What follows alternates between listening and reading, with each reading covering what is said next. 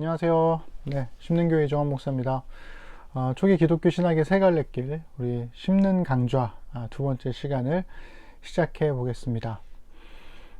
여러분, 신학은 언제부터 시작되었을까요? 신학을 우리가 생각해 보면 이게 역사도 굉장히 오래된 학문이기도 하고, 그래서 어느 날 갑자기 하늘에서 이렇게 뚝 떨어진 것처럼 원래부터 신학은 있었다 이렇게 생각하실 수 있겠지만 그렇진 않습니다. 저는 이 신앙이 현실을 마주할 때 바로 그 현실 속에서 어떻게 신앙할 것인가, 그 고민들이 모여서 신학이 되는 거라고 생각하거든요. 그러니까 마주한 현실 속에서 전혀 다른 우리의 신앙이 어떻게 현실에 적용해야 하는가, 적용할 수 있는가, 적용되어야 하는가, 이런 고민들이 쌓여서 신학이 되는 거죠. 초기 기독교 신학을 이야기하려면 초기 기독교인들이 마주했던 현실이 뭔지, 그리고 그 현실 속에서 그들의 신앙이 어떻게 드러났는지를 먼저 살펴봐야 한다는 거죠. 크게 두 가지로 그들이 마주한 현실을 우리가 살펴볼 수 있습니다. 하나는 이교 사회, 즉 다신교를 바탕으로 한 사회였다는 거예요. 우리 잘 아시다시피 올림푸스 12신 뭐 이런 신들 있잖아요. 거기 보면 인간 삶의 각 영역을 맡은 신들이 있죠.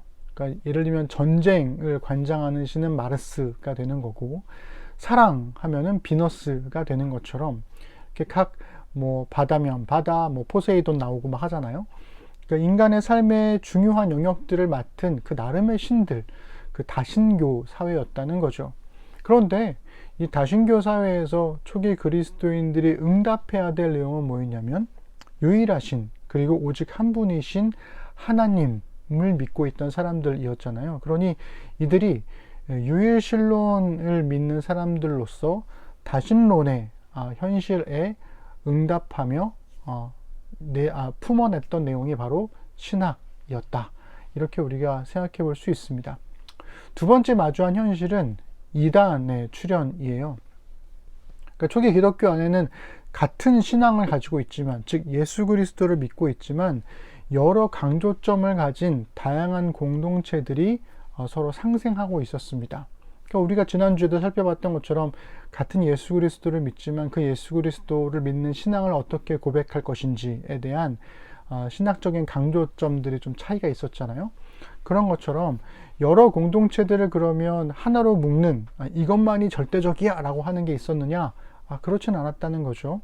여러 공동체들이 같이 함께 공존하고 있었는데, 그럼에도 불구하고 신앙의 본질, 즉 창조라든가 성육신이라든가 이런 기본적인 아주 본질적인 신앙의 내용들은 일치하고 있었다라는 거죠. 그런데 시간이 흐르면서 그 일치했던 신앙의 본질조차도 부인하게 되는 이단들이 생겨나더라는 겁니다.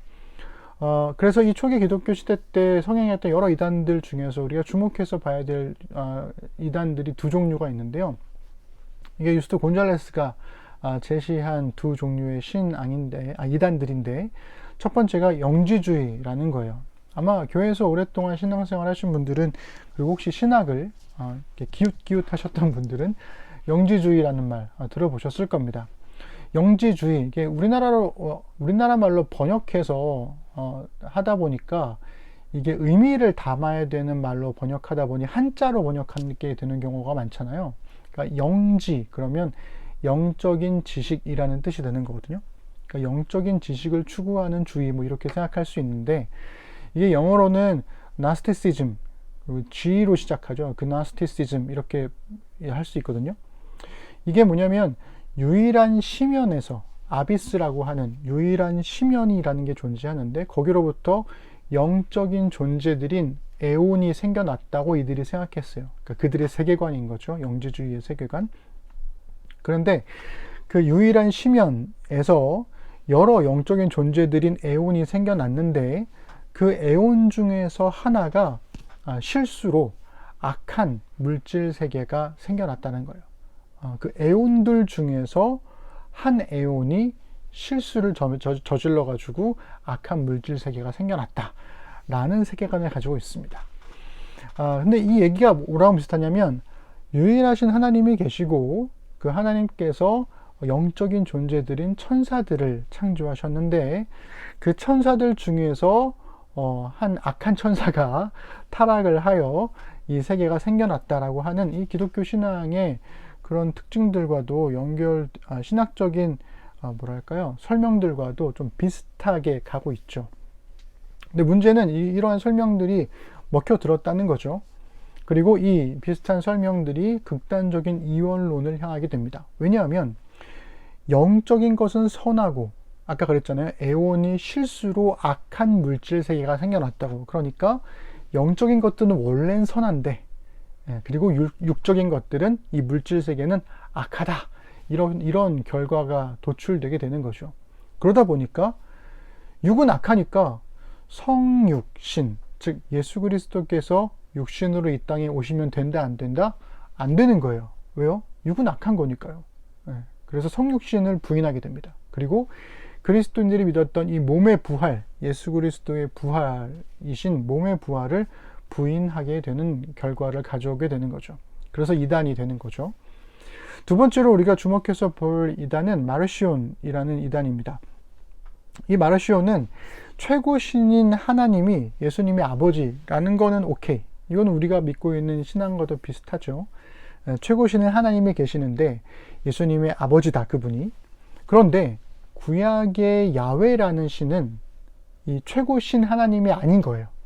이 구약의 야훼라는 신이 최고 신인 하나님에 대해서 악의를 품고 이 세상을 만들어서 이 세상의 물질적인 세계에 인간을 가둔 열등한 신이다.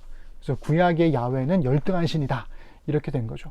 기독교 신앙에서는 최고의 신인 하나님께서 구약의 하나님이시고 구약의 하나님이 바로 예수님이시고 이렇게 되는 건데 이 마르시오는 그렇게 생각하지 않았다는 거죠. 그래서 율법을 중요하게 생각하는 구약의 신인 야훼는 율법을 주제로 하여서 심판만 하고 벌하는 그런 신인 반면에 이 사랑이신 이 신약 성경의 하나님, 즉 예수님의 아버지 되신 성부 하나님은 사랑을 가지고 선하신 하나님이다. 사랑이 많으신 하나님이다. 이렇게 고백하게 되는 거죠. 여러분 이해되세요? 그러니까 구약에 야훼가 있고 신약에는 예수님이 있는데 예수님이 아버지이신 사랑이신 하나님과 이 구약의 하나님은 다른 분인 거예요. 이렇게 이해하시면 됩니다. 그러다 보니 구약 성경을 거부하게 되죠. 신약 성경만 인정하게 되는, 그리고 신약 성경 중에서도 율법적인 좀 성향이 덜한 책들만 인정하게 되는 이단이 바로 이 마르시온입니다. 그래서 이 세상은 야훼의 능력, 구약의 야훼의 능력 아래에 있기 때문에, 왜? 그가 이 약한 세상을 창조했으니까. 그래서 예수님은 인간의 몸과는 다른 방식으로 성육하셨을 것이다. 이렇게 논리적으로 접근을 합니다. 왜냐하면 구약의 야훼가 창조한 세계는 악하니까. 그래서 선하신 예수님께서 악한 몸을 입고 올 수 없으니까 당연히 성육신을 거부하게 되는 거죠. 그래서 성육신도 부인하게 됩니다. 그래서 이 초기 그리스도인들은 이러한 영지주의적인 세계와, 그러니까 출현했던 이단이라는 존재들과 그리고 이교 사회, 다신론 사회에 대해서 응답하게 돼요. 우리는 그들과 다르다. 혹은 이러한 세계 가운데에서 우리 그리스도인들은 예수님을 어떻게 믿을 것인가, 이렇게 고민하게 되는 거죠. 그리고 그렇게 대응했던 것들이 바로 우리 초기 기독교의 신학의 세계를 이루어가게 됩니다. 그래서 우리가 지난주에 살펴봤던 것처럼 새 중심의 유형이 있었다고 그랬잖아요. 카르타고를 중심으로 한 터툴리안, 신학 A 유형. 이것은 도덕을 중요시하게 생각하고 법을 중요한 관심 모티브로 삼아서 스토아 철학을 바탕으로 하여서 복음에 대한 법적인 해석을 이루었다. 제가 그렇게 설명을 드렸고요. 두 번째는 알렉산드리아를 중심으로 한 신학 유형인데 대표적인 신학자가 오리겐이 있고 형이상학적인 설명을 가지고 진리를 추구하며 신플라톤주의 혹은 플라톤주의적인 플라톤 철학을 바탕으로 해서 철학과 신학의 일치를 주장했던 이 알렉산드리아가 있습니다. 그리고 마지막 세 번째가 안디옥, 수리아 안디옥을 중심으로 한 신학 유형이 있는데요. 이것이 바로 이레니우스를 중심으로 해서 목회적이고 역사를 중요시했던, 그래서 철학도 특정한 것이 없긴 하지만 이 사도 전통을 바탕으로 한 복음의 해석이 있었다, 이렇게 이야기했었습니다. 그렇다면 이 세 가지 신학 유형을 가진 사람들은 이 다신론의 사회와 이단의 출현에 대해서 어떻게 반응하고 응답했을까? 이것을 오늘 우리가 살펴보려고 하는 거죠. 첫 번째는 우리가 카르타고 라틴 신학의 터툴리안을 중심으로 해서 하나님에 대해서 어떻게 생각했을지, 또 창조와 원죄의 문제에 대해서 어떻게 생각했을지를 우리가 이야기해 보도록 하겠습니다. 이 터툴리안은 구약의 심판하는 야훼와 신약의 사랑하는 사랑이신 예수, 그 선하신 하나님에 대해서 이야기를 했던 이 마르시온에 대해서 아주 격렬하게 논쟁했던 학자입니다. 마르시온을 반대하면서요, 그는 이렇게 얘기하죠. 그러니까 마르시온은 구약의 심판하는 하나님은 가짜야, 뭐 혹은 그를 인정할 수 없어, 이렇게 얘기했다면, 터툴리안은 무슨 소리냐, 하나님이야말로 재판장이시다, 판단하시는 분이시다, 판결하시는 분이시다, 심판하시는 분이어야 한다, 이렇게 주장을 하더라는 거죠. 그의 주장에는 이러한 배경이 깔려 있습니다. 첫째는 스토아 철학에서 이 우주 세계, 우주에 있는 모든 세계들은 우주의 질서 있는 체계를 가지고 있는 세계거든요. 그러다 보니까 이 질서 있는 체계가 있으려면 그 질서를 질서 있게 만드는, 혹은 질서를 창조한 분이 계시고 그 질서를 유지해야 할 창조주가 필요하잖아요. 그것이 바로 하나님이었다는 거예요. 하나님은 우주를 관장하는, 우주의 질서를 유지하는 재판장으로서의 하나님이시다, 이렇게 주장하게 되는 거죠. 그래서 이 터툴리안이 한 본체와 세 위격이라고 하는, 이제 좀 몇백 년 뒤에 이제 그 삼위일체에서 아주 중요한 키워드가 되었던 이 공식 한 본체와 세 위격이라고 했을 때 이 말을 처음으로 사용한 사람이 터툴리안인데요. 여기서 위격은 영어로 person이라고 하고 본체는 substance라고 하는데요. 이 두 가지, 한 본체와 위격이라는 말을 할 때 이 말들이 사실은 법적인 용어였다는 거예요. 우리가 터툴리안 얘기할 때 중요한 게 뭐라고 그랬죠? 법이라 그랬죠. 그래서 이 터툴리안은 법적인 용어를 바탕으로 해서 이 삼위일체 하나님을 해석합니다. 그래서 예를 들면 이런 거예요. 한 제국의 황제가 왕자들과도 권력을 공유하잖아요. 함께 다스리죠. 그렇다고 해서 제국을 분할하지는 않죠. 그러니까 황제가 왕자들과 제국을 공유하면서도 그 제국을 분할하지는 않는 것처럼 삼위일체 하나님도 마찬가지라는 거예요. 하나님께서 예수님과 하나님 창조주로서의 권위를 나눠 가지시지만 그렇다고 해서 이 세계를 분할하지 않는 것처럼 한 본체의 세 위격, 하나의 권력을 가진 체계다, 이렇게 얘기하고 있습니다.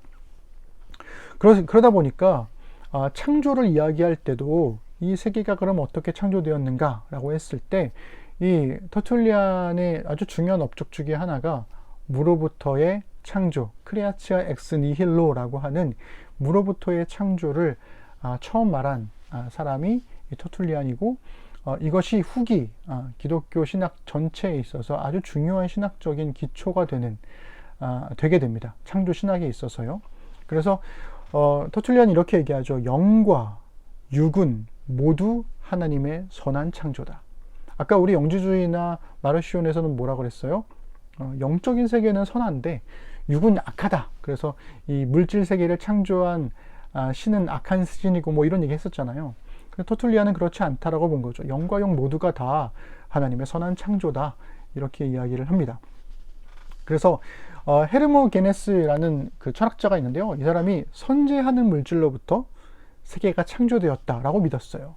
그러니까 선재하는 물질로부터, 영적인 세계로부터 이 세계가 창조되었다. 그렇기 때문에 무로부터의 창조를 이 터툴리안이 이 철학을 바탕으로 해서 주장하게 되는 거죠. 아무것도 없었는데 선지하시는 영적인 하나님께서 이 세계를 창조하신 거다. 봐라, 철학자들도 이렇게 얘기하지 않냐. 그렇게 설명을 하게 되는 거죠. 자, 그러면 원죄는 그가 어떻게 생각했을까요?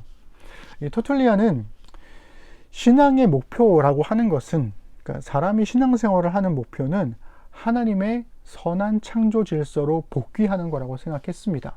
왜냐하면 선한 창조가 인간의 죄 때문에 어그러졌기 때문에, 그리고 인간의 죄로 인해서 어그러진 그 인간의 모든 역사, 죄가 시작되고 이어진 그 모든 역사가 바로 죄된 역사다, 이렇게 이야기를 하고 있죠. 되게 익숙한 표현이지 않으세요? 우리 보통 교회에서 신앙 이야기할 때 그렇게 표현하잖아요. 그런데 문제는 여기서 뭐냐면, 몸과 마찬가지로 영적인 특징들도 유전되듯이, 그러니까 우리가 부모로부터 많은 성격, 성향 이런 것도 유전된다고 우리가 보통 생각하잖아요. 그런 것처럼 죄도 유전되기 때문에 모두가 날 때부터 죄인이다, 이렇게 그가 설명하면서 원죄를 어떻게 표현하냐면 유전이다, 유산이다, 부모로부터 받은 유산이다. 그래서 유전으로서의 죄의 개념을 터툴리안이 처음 주장하게 됩니다. 여러분, 이거 동의하실 수 있으실까요? 어떻게 생각하시나요? 그러니까 우리가 초기 기독교 신학이라고 했을 때 아까 말씀드린 것처럼 그들이 말한 것이 모두 옳으냐가 아니라 이들이 왜 이런 주장들을 펼쳤는가, 다시 짚고 넘어가면 다신론의 세계와 이단과의 논쟁을 통해서 이렇게 주장하는 거다. 그들 입장에서는 최선을 다해서 설명을 해보는 거다, 이렇게 이해해야 한다고 제가 말씀을 드렸었습니다. 자, 그러면 두 번째 신학 유형으로 우리 넘어가 볼까요? 알렉산드리아, 헬라 신학을 주축으로 했던 이 오리겐의 주장을 좀 생각해 볼 필요가 있습니다. 오리겐은 이 다신론 세계와 영지주의에 반대하면서 논쟁을 펼쳤던 학자인데요. 그가 하나님을 어떻게 표현하냐면 이렇게 얘기를 해요. 플라톤 철학에서는 이 본질과 현실 세계가 있잖아요. 그 이데아 세계라고 하죠. 이데아 세계와 현실 세계가 있는데, 그 이데아 세계의 지고의 존재, 가장 높은 존재, 유일한 존재, 그래서 철학 세계에서는 일자라고 표현하는데요. 그가 바로 플라톤 철학에서 말하는 그 일자가, 유일한 신이 성경의 하나님이야, 이렇게 얘기하죠. 우리가 지난주 그랬죠. 오리겐은 철학과 신학의 조화를 얘기했던 사람입니다. 그래서 적극적으로 철학적인 논지를 가지고 와서 신학을 변호했다라고 말씀드렸잖아요. 그래서 말로 표현할 수 없는 일자이며 절대적인 초월자가 바로 성경의 하나님이다. 문제는 그 하나님을 어떻게 설명할 수 있냐는 거예요. 왜요?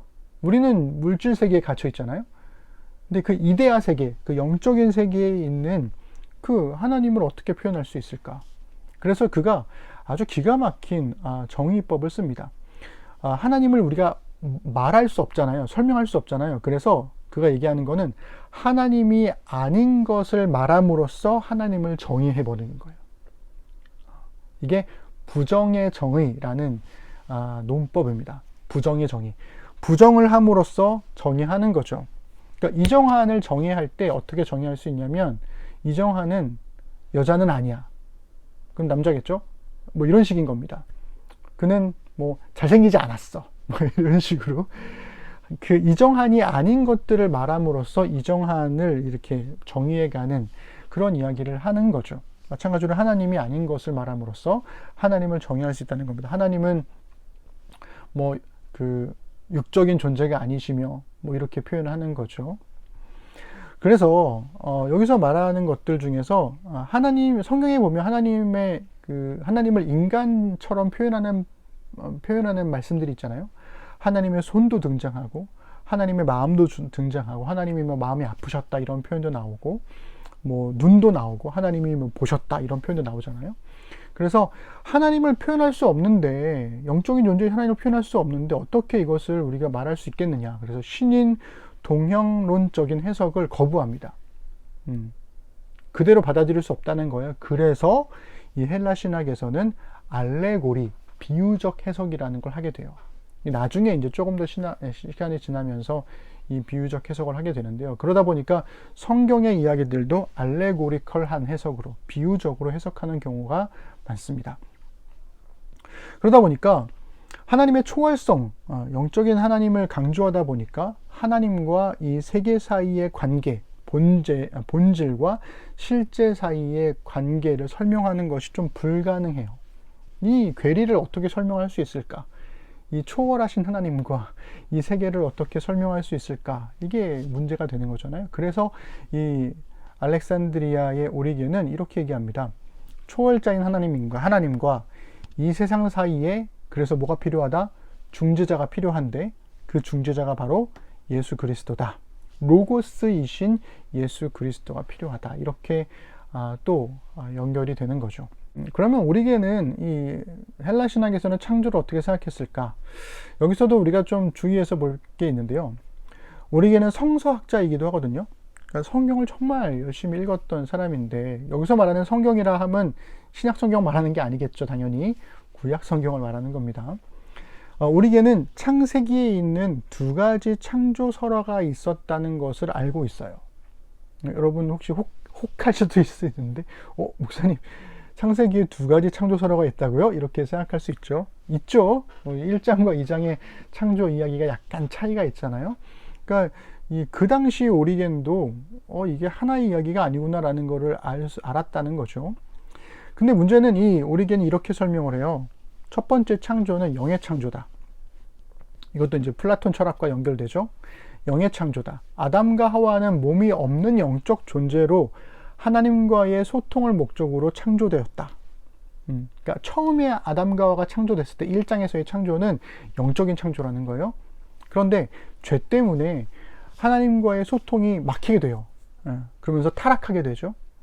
그러다 보니까 그 죄 때문에 이제는 두 번째 창조가 시작되는데 그게 몸의 창조라는 거예요. 그것으로 인해서 인간의 죄 때문에 몸의 창조, 육의 창조가 시작이 되고 이 세계가 만들어지고 영적인 존재였던 아담과 하와가 이 육체를 받게 되면서 남자와 여자라고 하는 성적인 존재가 되었다라고 오리겐이 설명을 합니다.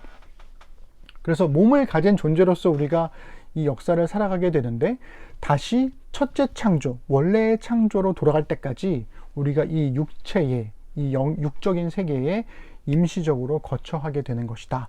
이렇게 설명을 하죠.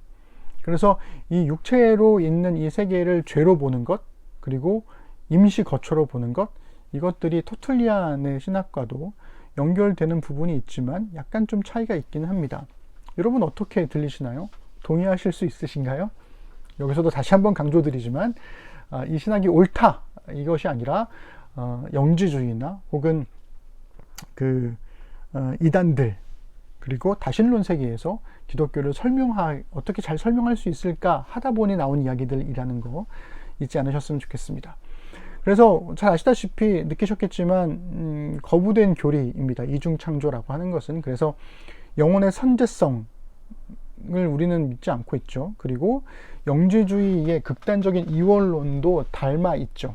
영은 선한 것이고 육은 악한 것이고 이렇게 이원론과도 닮아 있어서 약간의 영지주의적인 해석들도 연결되어 있음을 우리가 알 수 있습니다. 그래서 이 이중창조는 거부가 되죠.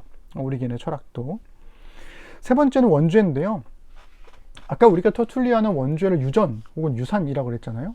이 원죄는 영적인 존재였을 때, 인간이 영적인 존재였을 때에 지은 죄다.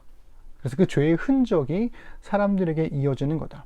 그러니까 이 역사는 죄의 결과이고 하나님의 형상이라고 하는 것은 하나님의 영적이고 지적인 인간 존재의 본성을 뜻하는 것이다. 이렇게 얘기합니다. 그래서 원죄는 우리가 영적인 존재였을 때 지은 것이기 때문에 그 죄의 결과로 몸을 가진 우리가 그 흔적 때문에, 죄의 흔적 때문에 죄를 계속 짓게 되는 것이다. 이렇게 설명을 하고 있죠. 이것도 역시 훗날 거부된 교리입니다. 그래서 알렉산드리아의 헬라 신학의 후예들은 이 지점에서, 오리겐이 정말 위대한 학자이지만 이 지점에서 오리겐을 버리고 오리겐의 그 선구자였던 클레멘트의 신학을 따르게 됩니다. 클레멘트는 이렇게 설명을 하거든요. 성경의 에덴 이야기는, 창조 이야기는 모든 사람이 스스로 죄를 범한다는 것을 지적하는 상징이다. 그래서 죄는 인격적이고 보편적인 것이다. 이렇게 설명을 하거든요. 그래서 이 이중창조와 원죄에 대해서만큼은 오리겐을 거부하고 그보다 앞선 클레멘트의 주장을 더 따르게 되면서 이 헬레 신학이 그런 방식으로 흘러가게 됩니다. 자, 마지막 세 번째는요, 수리아 안디옥 제가 시리아라고 하면 자꾸 시리가 떠가지고 수리아 안디옥, 동북 지중 해안의 이레니우스의 신학을 중심으로 살펴볼 수 있습니다. 이레니우스는 목회자였거든요. 그러다 보니까 하나님의 유일하심과 주권을 강조해요. 그것을 바탕으로 기독교 신학을 설명하게 됩니다. 첫 번째로 하나님인데요. 아까 우리가 터툴리안과 그 오리겐을 보면, 터툴리안은 하나님을 심판하시는 분, 재판하시는 분으로 봤다 그랬잖아요. 오리겐은 철학적인 하나님이 바로 성경의 하나님이다 라고 얘기했고, 그런데 이 이레니우스는 이렇게 얘기합니다. 하나님?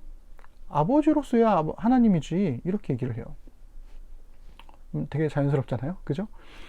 예배와 경건 생활에 있어서 하나님에 대해서 어떻게 정확한 묘사를 할 것인가를 위해서 신인 동영론적인 설명을 적극적으로 활용합니다. 그러니까 우리 아까 오리겐은 그랬잖아요. 야, 영적인 하나님을 어떻게 설명해? 그거 다 알레고리로 해석해야 돼. 비유로 해석해야 돼 라고 하는데, 이 이레니우스의 관심은 그런 게 아니에요. 하나님을 잘 설명하려면, 정확하게 묘사하려면 그걸 말할 수밖에 없어 라고 얘기하면서 적극적으로 이야기를 하죠. 그래서 중요한 건 이런 거라는 거예요. 하나님을 어떻게 정확하게 정의할 것인가가 문제가 아니라, 우리와 하나님이 어떤 관계인 것인가로서의 하나님을 묘사하는 것이 중요하다. 정의가 아니라 우리가 하나님이 어떤 관계인가를 말하는 것이 중요하다라고 얘기를 하죠.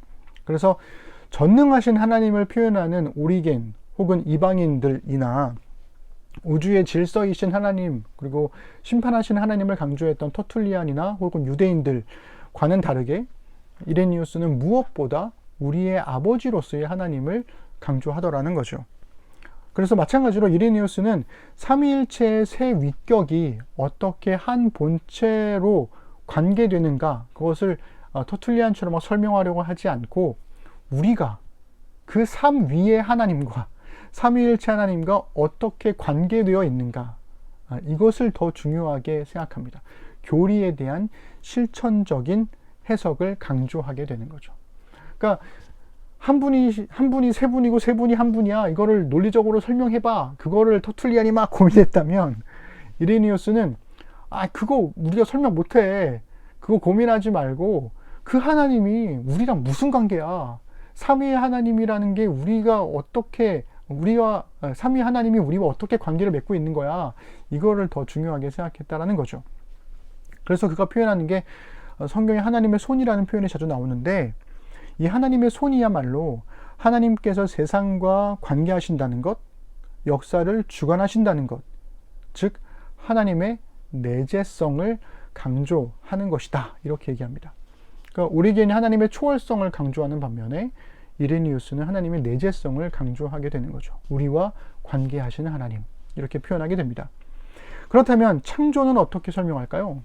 이레니우스는요, 사변적인 창조 말고, 그러니까 즉 머리로 막 철학하는 그런 사고 말고 실천적인 창조를 이야기해요. 즉 하나님이 도대체 왜 창조했을까? 어떻게 세상을 창조했을까? 이거 우리가 알 수 없지 않냐? 그러니까 그런 거 말고 온 세계를 하나님이 창조하셨다, 그거를 믿는 게 중요하지 라고 이야기를 하는 거죠. 그래서 어떻게 창조했는가를 말하는 것이 아니라 그렇게 창조하셨어를 요구하는 믿음을 이레니우스가 이야기합니다. 그렇기 때문에 이 창조라고 하는 것은 하나님과 피조물 사이의 관계가 끝나는 종착점이 아니다 라고 얘기를 해요. 무슨 얘기냐면, 아까 우리가 오리겐이나 터툴리안이 그랬잖아요. 죄를 지었고 그것 때문에 하나님과의 소통이 끝났어. 그래서 이제 인류의 역사는 죄의 역사야, 이렇게 얘기했다면, 이레니우스는 그렇게 해서 얘기하지 않아요. 오히려 출발점이라고 생각하는 거예요. 즉 역사는 죄로 인한 결과로 죄의 역사가 아니다. 오히려 은혜의 역사다. 죄로 인해 끝나버렸지만 하나님은 계속해서 사람들과 관계 맺고 계신다. 그리고 그렇게 은혜가 시작되는 역사다라고 이야기를 합니다. 그래서 창조를 통한 하나님의 목적이란 인간이라는 피조물과 함께 성장하면서 하나님과의 교제를 이루어가는 것이다 라고 얘기를 해요. 그러니까 앞선 오리겐이나 터툴리안은 하나님과의 영적인 존재로서 완벽한 소통을 이루다가 죄로 인해서 소통이 끝났고, 그래서 죄가 시작되는 거야 라고 얘기한다면, 이레니우스는 그게 아니라는 거죠. 하나님을 통한 창조의 목적은 처음에 완벽하게 시작된 게 아니야. 이것은 이루어가는 과정이야 라고 얘기한다는 거예요. 피조물과 하나님이 함께 소통하는 법을 성장하고 배워가면서 교제를 이루어가는 것이다 라고 설명을 해요. 그러면서 하나님의 형상이란 하나님의 영적인 본질 닮아가는 거 이런 게 아니라, 하나님의 형상이란 바로 예수 그리스도이시고, 인간은 예수 그리스도를 모형으로 하여 창조된 존재다 라고 이레니우스가 이야기를 합니다. 그래서 성육신도 마찬가지로 죄 때문에 새롭게 생긴 계획이 아니라 원래부터 있던 계획이다 라고 이야기를 해요. 그래서 이게 지금 여러분 처음 듣는 것처럼 느끼실 수 있는데, 이게 왜 그러냐면 서구 신학에서도 이 이레니우스의 신학이 되게 낯설게 느껴지거든요. 그런데도 유스토 곤잘레스가 얘기하는 건 이 이레니우스의 관점이야말로 초기와 중세까지도 공유되었던 신학적인 주제였다라고 이야기를 하고 있습니다. 이 선한 창조라고 하면 완벽하다는 뜻이 아니에요. 인간이 완벽하게 창조되었다는 뜻이 아니라, 인간이 예수 그리스도를 닮아가면서 창조주와 교제를 이루어가는, 성장해가는 존재로서의 선한 창조다 라고 이레니우스가 설명하더라는 거죠. 마치 부모가 어린아이가 태어나면 태어나는 순간부터 완벽한 인간 존재가 아닌 거잖아요.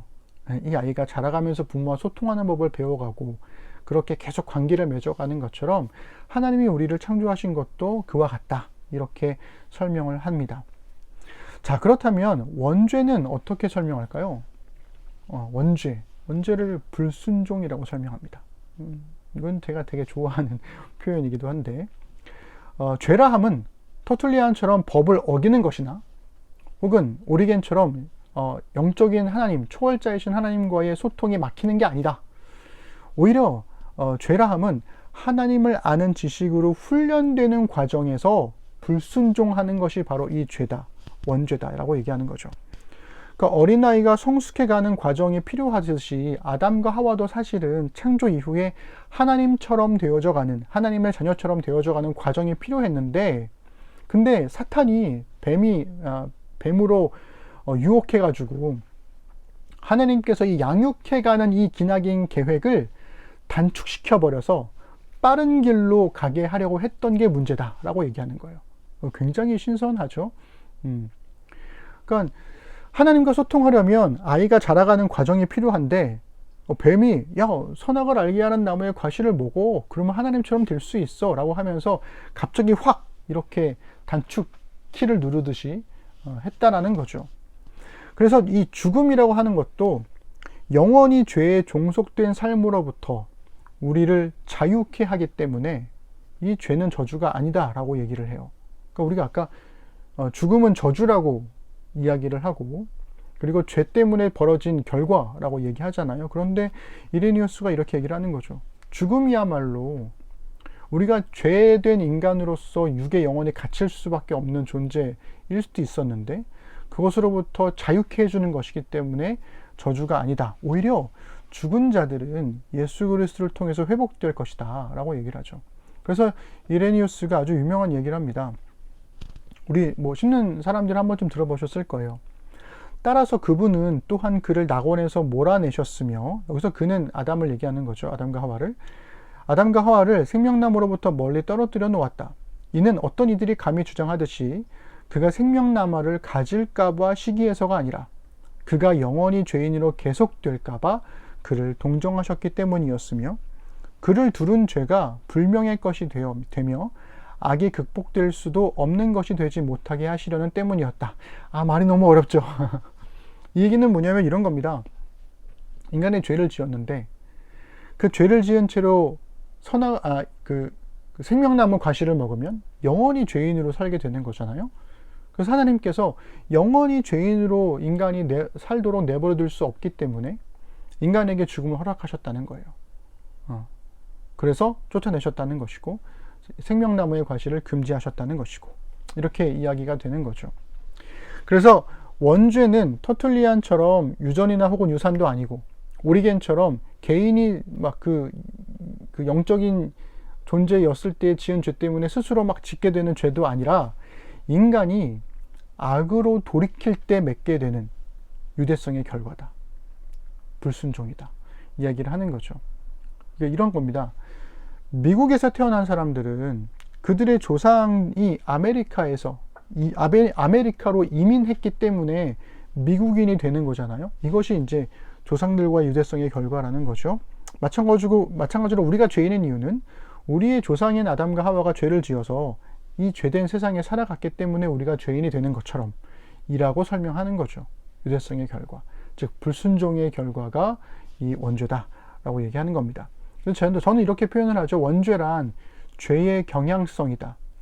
쉽게 말하면 죄를 짓고자 하는 마음이다. 이렇게 얘기를 하는데요. 이러한 설명에 가장 부합하는 설명이 바로 이레니우스의 신학이 되겠습니다. 자, 오늘도 시간이 꽤 많이 갔는데요. 지난주보다 조금 더 갔네요.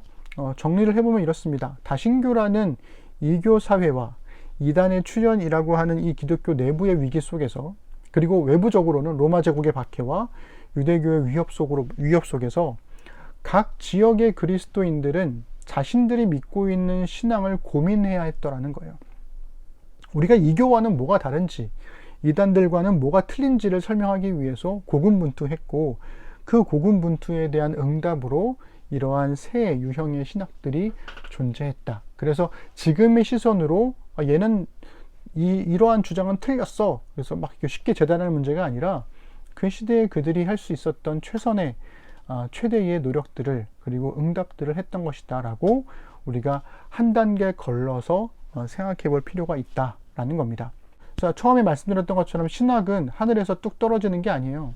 신학은 현실을 마주한 신앙이 고민할 때 그 결과로 생겨나는 겁니다.